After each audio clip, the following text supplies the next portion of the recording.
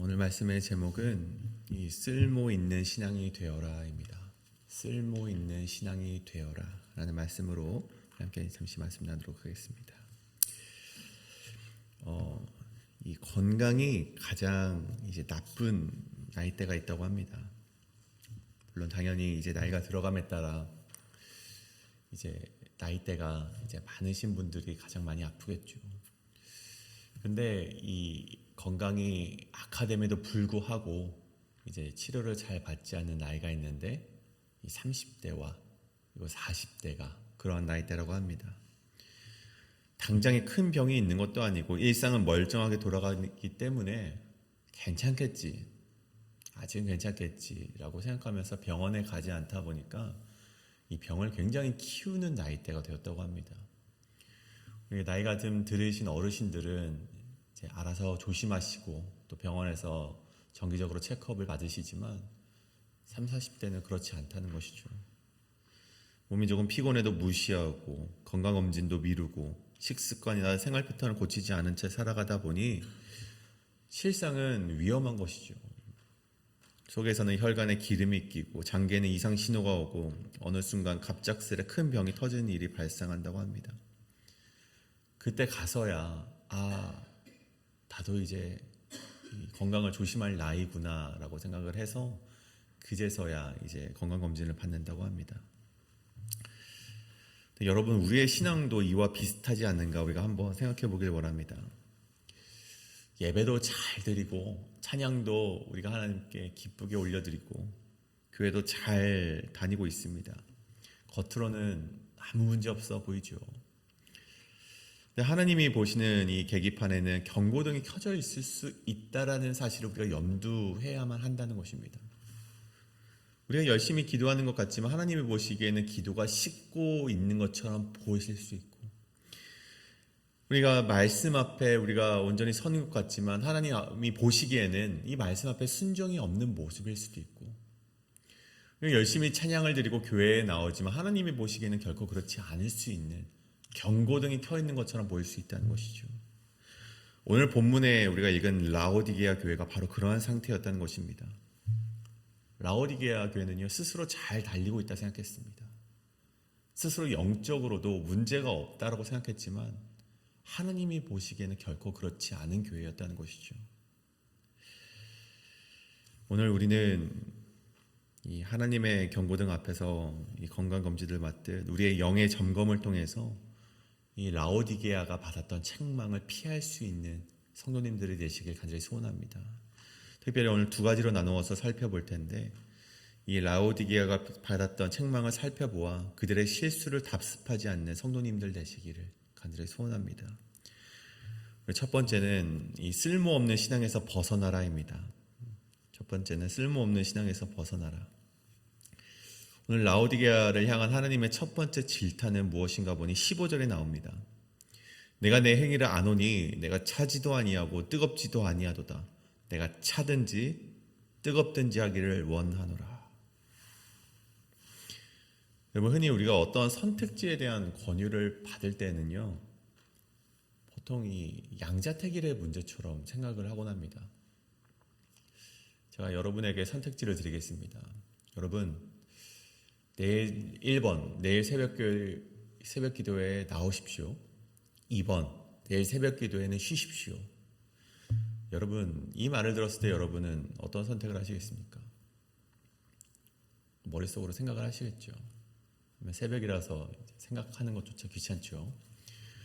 근데 보통 이런 말을 들으면 내가 내일 새벽 기도회를 가는 1번 선택을 할까, 아니면 목사님 말처럼 내일 한번 쉴까 라는 이 양자택일의 문제처럼 우리는 받아들인다는 것입니다. 그래서 마치 오늘 15절의 말씀이 차갑든지 뜨겁든지 하기를 원하노라. 그래, 차갑든지 뜨겁든지 뜨거워야지, 이렇게 선택을 하지만 여러분, 그렇지 않습니다. 오늘의 말씀은 양자택일의 문제가 아니라는 것이죠.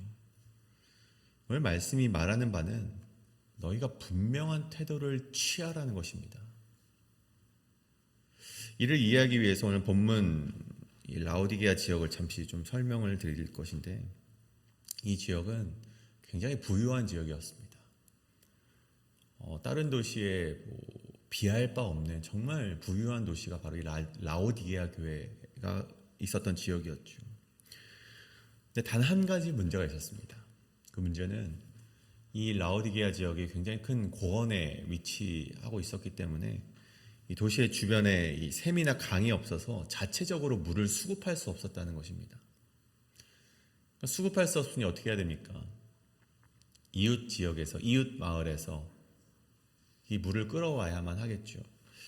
그래서 북쪽으로 9km 떨어진 이 히에라볼리 지역에서 따뜻한 온천수의 물을 길러서 왔고, 또 남동쪽으로 약 16km 정도 떨어진 골로세 지역에서요, 이 차가운 산에서 나오는 물을 끌어왔다라고 합니다.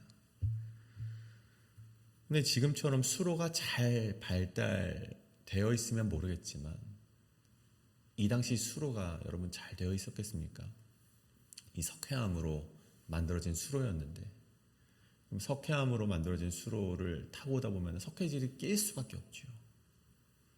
여러분, 그런 물이 라오디게아 사람들이 사용했던 물이었고, 심지어 여러분 적어도 9km 정도를 끌어와야 되는 물인데, 여러분 그 가운데 따뜻한 물은 어떻게 되겠습니까? 식겠죠. 반대로 여러분 이 차가운 산물은 어떻게 되겠습니까? 오는 길에 따뜻하게 데펴지겠죠. 뜨거운 물은 오면서 식으니 미지근해졌고, 차가운 물은 오면서 데워지니 또한 이것도 역시 미지근해졌던 것입니다. 근데 여러분, 뜨거운 물은요, 보통 이 온천수를 사용을 하는데, 몸의 건강을 위해서 사용을 하는데, 여러분 미지근해졌으니 그 기능을 할 수 있겠습니까?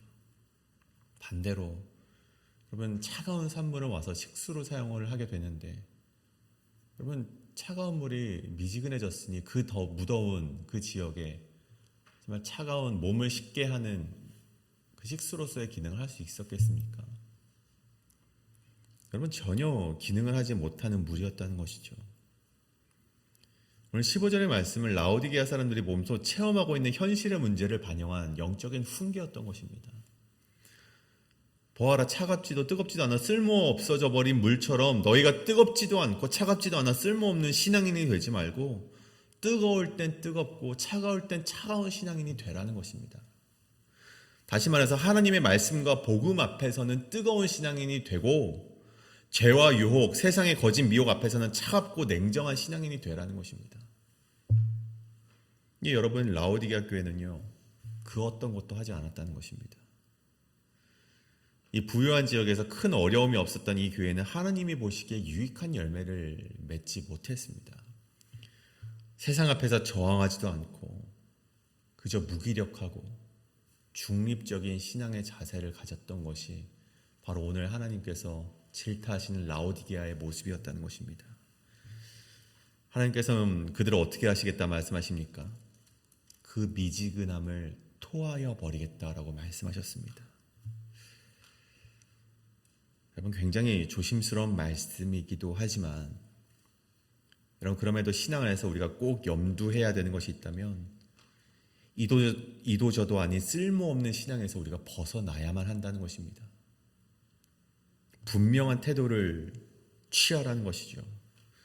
오늘 주님이 찾으시는 사람이 누구입니까? 뜨겁게 말씀을 붙잡고 차갑게 죄를 끊어내며 하나님의 뜻을 이루어가는 신실한 제자를 하나님께서 찾으신다는 것을 기억하시길 소원합니다. 오늘 여러분의 신앙의 온도는 어떻습니까? 혹 뜨겁지도 아니하시고 차갑지도 아니하신 것은 아닌가? 우리가 우리의 신앙을 점검해 보길 원합니다. 오늘 우리가 미지근한 신앙 가운데 있다면 다시금 주님 앞에 엎드려 기도하며 이 쓸모있는 신앙인, 뜨거울 땐 뜨겁고 차가울 땐 차가운 이 분명한 신앙인이 되시길 간절히 소원합니다. 그 다음에 두 번째는 무엇인가? 스스로 자만하는 신앙인에서 벗어나라입니다. 스스로 자만하는 신앙인에서 벗어나라. 오늘 말씀드렸듯이 라오디게아 교회는요, 이 소아시아의 지역에 굉장히 부유한 도시였다는 것이죠. 그도 그럴 것이 이 교통의 요충지였기 때문에 그럴 수밖에 없었습니다. 이 서쪽에는 이 바다, 에베소 지역과 그 동쪽 내륙을 잇는 정말 교통의 요충지였고, 그뿐만이 아니라 남과 북을 잇는 동서남북으로는 반드시 라오디게아를 거쳐 가야만 하는 교통의 요충지가 바로 이 지역이었습니다. 근데 얼마나 부유했냐면 이 기원전 60년쯤에 이 온천수가 가득한 이 지역에 지진이 크게 났다고 합니다. 그래서 이 라오디게아뿐만이 아니라 이 히아라볼리와 이 골로새 지역이 다 이 지진으로 피해를 입었죠. 막대한 피해를 입었는데 이 로마 제국에서 저희가 이걸 재건할 수 있도록 우리가 재정적인 지원을 하겠다라고 이렇게 도움의 손길을 내비쳤을 때 이 라오디게아 지역은요 그 도움을 마다했다고 합니다. 왜냐? 우리도 우리 스스로 그것을 재건할 만한 경제적인 능력이 있습니다라고 해서 그 로마 제국의 손길을 거부할 정도로 부유했던 지역이 바로 라오디게아 지역이었던 것이죠. 여러분 그뿐만이 아닙니다. 라오디게아 지역은요 전 세계적으로 검은 양을 이제 양육하는 지역으로 유명합니다. 이제 검은 털이 나오겠죠. 검은 양모로서 정말 옷을 만들어내는데 그 옷이 명품 취급을 받았다고 합니다. 그 당시에 있었던 귀족들과 이제 사람들에게 정말 그 고가의 옷으로 판매가 되어서 명품으로 인정받았던 지역이 바로 이 라오디게아 지역이었고 또 그뿐만이 아닙니다. 또 이 지역에는요 안약, 이 부르기아 가루라고 불리는 눈병 치료기가 있었는데 이 안약 때문에 라오디게아가 의료 도시로서 명성을 얻게 되었다고 합니다. 이 검은 약물을 판 이제 의료적인 부유한 도시, 또 안약을 팔아서 의료적인 또 이제 부유한 도시가 바로 이 라오디게아 교회였는데, 여러분 보십시오. 여러분 부유함은 하나님을 찾게 하지 못한다는 것을 우리는 알고 있습니다. 라오디게아도 마찬가지죠. 부유함은, 그들이 가졌던 부유함은 교회와 하나님의 강구성을, 그 필요성을 못 느끼게 했다는 것입니다. 심지어 여러분 더 큰 문제가 있었는데 이 라오디게아 교회 사람들은요 자신들이 이렇게 번영할 수 있었던 것이 하나님의 축복이고 그리고 자신들의 이런 번영이 영적인 번영이다라고 생각을 했다는 것입니다. 그러니까 자신들이 영적으로 아무 문제가 없고 영적으로 우리가 이렇게 부유하니 우리가 삶도 부유한 것이다라고 착각을 하는 신앙인들이 바로 라오디게아 사람들이었다는 것이죠. 그 점이 바로 17절의 말씀입니다. 너가 말하기를 나는 부자라 부요하여 부족한 것이 없다라고 말하는 라오디게아 신앙인들이었는데, 하지만 하나님께서는 이들의 상태가 전혀 그렇지 않다라고 말씀하고 있다는 것입니다. 여러분 보십시오. 검은 양모로 만들어진 명품 옷이 유명한 지역이었지만 하나님께서 그들에게 어떻게 질타를 하십니까? 그들은 벌거벗은 것을 알지 못한다라고 질타를 하십니다. 여러분 유명한 안약으로 사람들의 눈을 밝게 해주었던 지역이었지만 하나님께서는 그들을 보면서 17절에 눈이 멀었다라고 그들에게 질타를 하시지 않습니까? 여러분 경제적으로 부유했던 라오디게아 지역이었지만 하나님께서는 그들에게 가난하다라고 말씀하셨다라는 것입니다. 그러면서 18절에 내가 너를 권하노니 내게서 불로 연단한 금을 사서 부유하게 하고 흰 옷을 사서 입어 벌거벗은 수치를 보이지 않게 하고 안약을 사서 눈에 발라보게 하라. 여러분 완전 그들이 가지고 있었던 것이 완전 쓸모없는 것이다. 그래서 이제 진짜 부유한 것을 너희가 취하라라는 하나님의 말씀이었다는 것입니다. 이 18절 세 가지 명령을 보십시오. 첫째로 불로 연단한 금을 사라.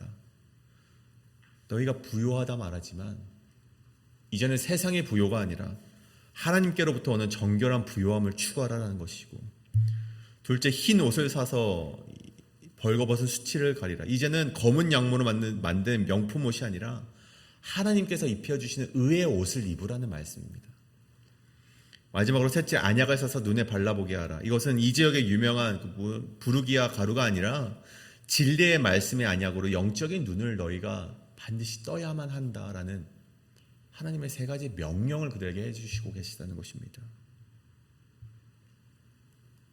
그러면 스스로 부유하다고 여기는 자들의 실상이 무엇입니까?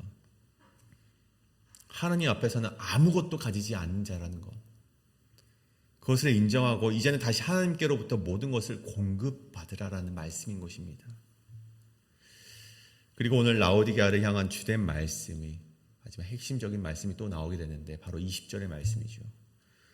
볼지어다 내가 문 밖에 서서 두드리노니, 그 말씀, 우리가 잘 아는 말씀이죠. 오늘 말씀을 보면서 생각해 보건대 예수님이 지금 어디에 계십니까? 문 밖에 서서 두드리고 계시다고 말씀하고 있습니다. 예수님께서 문 안에 계셔야 되는데, 예수님이 우리의 삶 안에 계셔야 되는데, 예수님이 우리 공동체 안에 계셔야 되는데, 예수님께서 우리 교회 안으로 들어오셔야 되는데, 예수님께서 지금 문 밖에 서서 두드리고 계시다고 합니다. 이 라오디게아 교회는 예수님 없이 돌아가고 있었던 것이죠. 예배는 드려지고 헌금은 모이고 조직은 돌아가지만 정작 예수님께서 문 밖에 서 계신 교회, 이것이 바로 라오디게아 교회의 실상이었던 것입니다. 그리고 예수님께서 말씀하시길 누구든지 내 음성을 듣고 문을 열면 내가 그에게로 들어가 그와 더불어 먹고 그는 나와 더불어 먹으리라. 여러분, 이것은 회복의 약속이죠. 스스로 자만했던 신앙이 자기 만족 속에 살아가던 라오디게아 교회를 향해서 주님의 간절한 호소이자 문을 너희가 다시 열면 그 회복의 관계가 다시금 이루어질 것이다 라는 하나님의 메시지였던 것입니다. 사랑하는 여러분, 우리는 이렇듯 스스로 자만하는 신앙에서 벗어나야만 합니다. 우리의 환경이 편하다고, 나의 신앙이 조금 안착되었다고, 또는 교회 시스템이 안정되었다고, 우리의 신앙도 괜찮다고 착각하는 신앙인의 모습에서 벗어나야만 한다는 것입니다. 예수님 없이도 교회가 돌아갈 수 있다는 생각이야말로 이 라오디게아 교회가 겪었던 비극이었습니다. 오늘 예수님께서는 이 새벽 여러분을 향해 문을 두드리고 계심을 우리가 그 노크의 소리를 우리가 들으실 수 있는 여러분의 기도의 시간이 되시길 간절히 소원합니다. 나의 음성을 듣고 문을 여는 자에게 주님은 들어오시고 함께 먹고 함께 살아가시는 친밀한 동행을 회복해 주시겠다고 약속하셨습니다. 여러분, 라오디게아 교회를 통해서 우리가 알 수 있는 것은 진짜 부요는 정말 그들이 가졌던 어떤 상권과 교통의 요충지로 얻어지는 그런 부요가 아니라 주님이 함께 하시는 것이 진짜 부요고, 진짜 우리가 벌거벗지 않고 입을 수 있는 것은 검은 양모가 아니라 예수님께서 입혀주시는 의로 만들어진 의의 옷이고, 진짜 우리의 시력은 세상이 보여주는 세상이 우리에게 보여주는 화려한 것들이 아니라 하나님께서 보여주시는 것들, 말씀과 성령으로 보는 것들이 우리의 시력에 진짜 필요하다는 것입니다. 오늘 우리가 함께 기도하실 때 이렇게 기도하길 원합니다. 하나님, 우리의 신앙이 쓸모있는 신앙이 되게 하여 주시옵소서.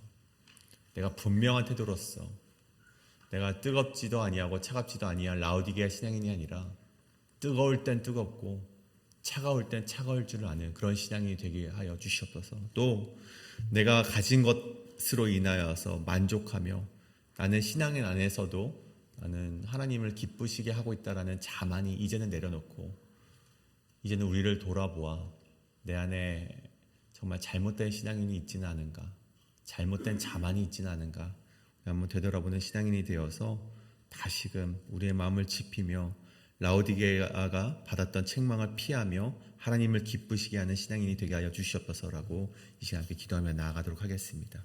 함께 기도하시겠습니다.